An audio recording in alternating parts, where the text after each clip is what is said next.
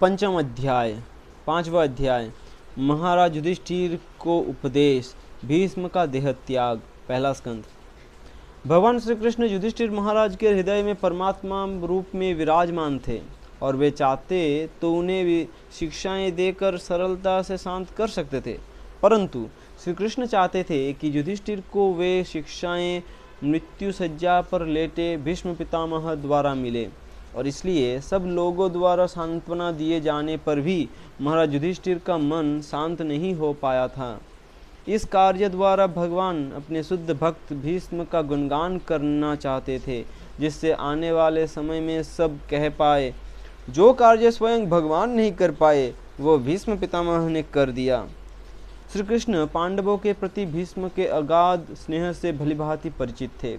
भीष्मदेव को आनंद प्रदान करने के लिए श्री कृष्ण महाराज युधिष्ठिर की अगुवाई में एक विशाल राजसी जुलूस के साथ युद्ध भूमि पर पहुँचे, जिससे पितामह अपने प्रिय पौत्रों की समृद्धि को देखकर प्रसन्न हो सके।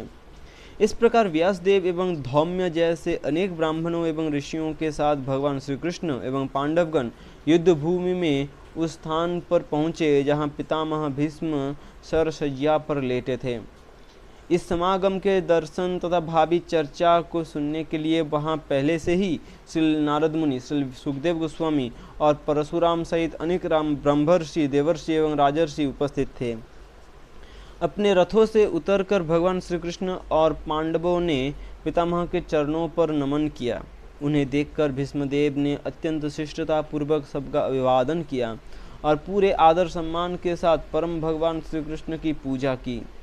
अपने निकट शोकातुर पांडवों को चुप बैठा देखकर भीष्मदेव स्नेह की भावनाओं से द्रवीभूत हो गए, और जैसे ही उन्होंने उनसे कुछ कहना चाहा, उनकी आंखें आंसुओं से भर उठी। भीष्म जानते थे कि महाराज युधिष्ठिर महाभारत युद्ध में हुए भीषण हत्याकांड से अत्यंत व्यथित हैं, इसलिए उनकी ओर देखते हुए उन्होंने कहना आरंभ किया, ओह, तुम जैसे भद्र आत्माओं को भी अपनी माता सहित कितने भयावह अन्यायों और अत्याचारों से गुजरना पड़ा, परंतु क्योंकि तुम सदैव परम भगवान, ब्राह्मणों तथा धर्म द्वारा संरक्षित थे, इसलिए हर बार सुरक्षित बच गए। मेरे मत में जो कुछ भी हुआ है वो अटल काल के नियंत्रण में हुआ है, और ये काल भगवान के हाथों में एक यंत्र है, इसलिए अंततः जो कुछ हुआ उसमें भगवान की ही इच्छा थी। यहाँ तक कि बड़े बड़े ऋषि मुनि भी भगवान की योजनाओं को नहीं समझ पाते। इसलिए हे ताता युधिष्ठिर, निराश होने के स्थान पर तुम भगवान की परम इच्छा को स्वीकार करो और संपूर्ण पृथ्वी के सम्राट बनकर निस्सहाय प्रजा का पालन करो। भगवान श्री कृष्ण मूल नारायण है, परंतु क्योंकि वे एक मनुष्य का अभिनय कर रहे हैं, इसलिए हम सब उनके कार्यों से भ्रमित हैं। भगवान सबके प्रति समान रहते हैं, परंतु क्योंकि मैं उनका निष्ठावान सेवक हूँ, इसलिए मेरी मृत्यु की इस घड़ी में मुझ पर अपनी विशेष कृपा दिखाने के लिए वे स्वयं यहाँ आए हैं। हे भगवान, मेरी तो बस यही कामना है कि ये शरीर त्याग करते समय मेरे नेत्रों के सम्मुख आपका ये चतुर्भुज रूप प्रकट रहे, जिसमें आपका मुस्कुराता सुंदर चेहरा उदित होते सूर्य जैसे लालिमा युक्त नेत्रों से युक्त है। भीष्मदेव के शांत होने के पश्चात महाराज युधिष्ठिर ने विभिन्न धर्म सिद्धांतों पर उनसे प्रश्न पूछने आरंभ किए। उत्तर में भीष्मदेव ने वर्णाश्रम पद्धति, विभिन्न प्रकार के दान, स्त्री कर्तव्य तथा मुक्ति मार्ग की विस्तार पूर्वक व्याख्या की। जब वे बोल रहे थे तो सूर्य उत्तरायण होने लगा, जो इस संसार को त्यागने के लिए ये अत्यंत शुभ समय माना जाता है। इस प्रकार भीष्मदेव, जिन्होंने जीवन भर सहस्रों विषयों पर चर्चा की थी और जिन्हें अपने पिता से इच्छा मृत्यु का वरदान प्राप्त था, वे शांत हो गए। उन्होंने अपने मन को अन्य सब स्थानों से खींच लिया और खुले नेत्रों के साथ अपने सम्मुख खड़े भगवान श्री कृष्ण पर केंद्रित कर दिया। एकाग्र चित्त होने के कारण भीष्मदेव की इंद्रियां शांत हो गई और वे बाणों से हुए घावों की पीड़ा से पूरी तरह मुक्त हो गए।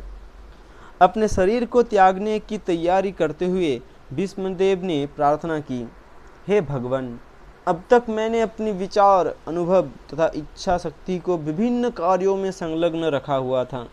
अब मेरी ये ही इच्छा है कि मैं इसे सर्वशक्तिमान एकमात्र सर्वशक्तिशाली भगवान के प्रति समर्पित कर दूं। यद्यपि वे स्वयं में संतुष्ट रहते हैं, परंतु भक्तों के नायक होने के कारण वे कई बार इस भौतिक संसार में अवतार लेकर दिव्य आनंद का उपभोग करते हैं। मेरी कामना है कि त्रिभुवन में प्रत्येक व्यक्ति को आकर्षित करने वाला उनका ये परम सुंदर देह मेरे ध्यान की एकमात्र वस्तु बने, जिससे मैं भौतिक सुख की समस्त इच्छाओं का त्याग कर सकूं। कुरुक्षेत्र की युद्ध भूमि में अर्जुन का रथ हाँकते हुए भगवान श्री कृष्ण के केश घोड़ों की चापों से उड़ी धूल लगने से धूसरित हो गए थे और कठिन श्रम के कारण उनका चेहरा पसीनों की बूंदों से नम हो गया था, परंतु मेरे तीक्ष्ण बाणों द्वारा किए घावों सहित वे अपने शरीर पर पड़े इन सब आभूषणों का आनंद ले रहे थे। वास्तव में वे घाव श्री कृष्ण को उतना आनंद दे रहे थे जितना आनंद रति क्रीड़ा के दौरान प्रेमी प्रेमिका एक दूसरे द्वारा दांतों से काटे जाने में लेते हैं। अर्जुन की आज्ञा का पालन करते हुए भगवान श्री कृष्ण ने युद्ध भूमि में प्रवेश किया और अपनी दया भरे दृष्टिपात से शत्रु सेना की आयु को क्षीण कर दिया। मेरा मन सदा उन भगवान श्री कृष्ण पर केंद्रित रहे। मेरी प्रतिज्ञा पूरी करने के लिए भगवान ने स्वयं अपनी प्रतिज्ञा तोड़ दी। अपने रथ से नीचे उतरकर उन्होंने एक खंडित रथ का पहिया उठाया और मेरी ओर उसी प्रकार दौड़े जिस प्रकार एक सिंह हाथी की ओर दौड़ता है, और दौड़ते समय अनजाने में उनका बाह्य वस्त्र गिर पड़ा। दुर्योधन ने यह कहकर मेरी निंदा की थी कि मैं अर्जुन का वध करने में हिचकिचा रहा हूँ। इस अपमान को ना सह सकने के कारण मैंने अगले दिन युद्ध भूमि में 5 पांडवों का वध करने की प्रतिज्ञा ले ली और इस कार्य के लिए 5 विशेष बाणों को चुनकर अलग रख दिया।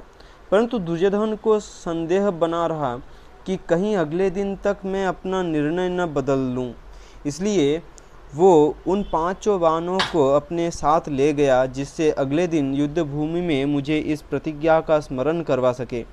परंतु श्री कृष्ण के निर्देशानुसार उस रात अर्जुन दुर्योधन के खेमे में आया और दुर्योधन को एक पिछले वरदान का स्मरण करवाते हुए वे 5 बाण उससे ले लिए।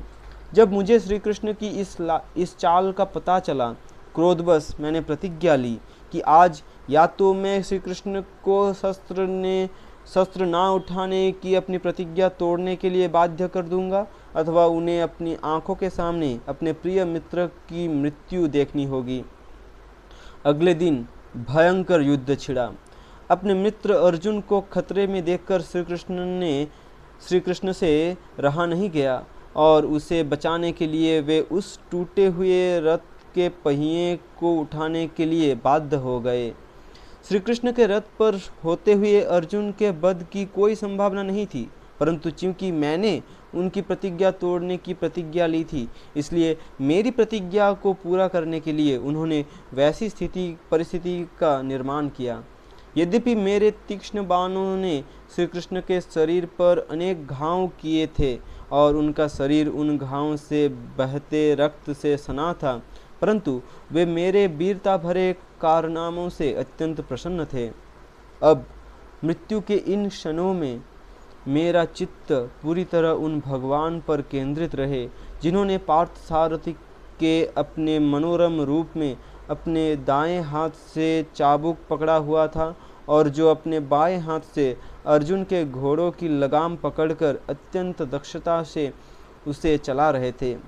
मैं महाराज युधिष्ठिर के उस राजसूय यज्ञ में उपस्थित था जिसमें भगवान श्री कृष्ण को अग्र पूजा के लिए चुना गया था।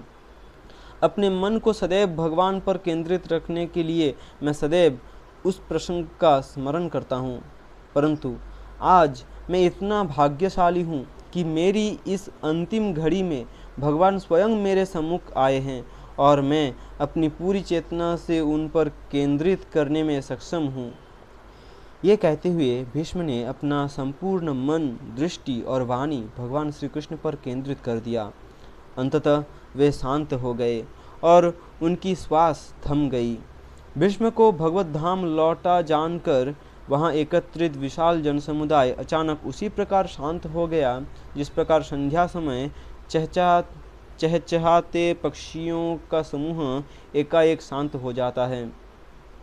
मनुष्य और देवतागण भीष्म के गुणगान में नगाड़े बजाने लगे और उनके सम्मान में आकाश से पुष्प वर्षा होने लगी। महाराज युधिष्ठिर ने उनकी अंतिम क्रियाएं संपन्न की और तत्पश्चात समस्त ऋषिगण भगवान श्री कृष्ण की यथोचित पूजा एवं उनका गुणगान करके अपने अपने निवास पर लौट गए। अपने भाइयों तथा भगवान श्री कृष्ण के साथ महाराज युधिष्ठिर भी हस्तिनापुर लौट आए और वहां अपने वृद्ध ताऊ धृतराष्ट्र एवं ताई गांधारी को सांत्वना देने लगे।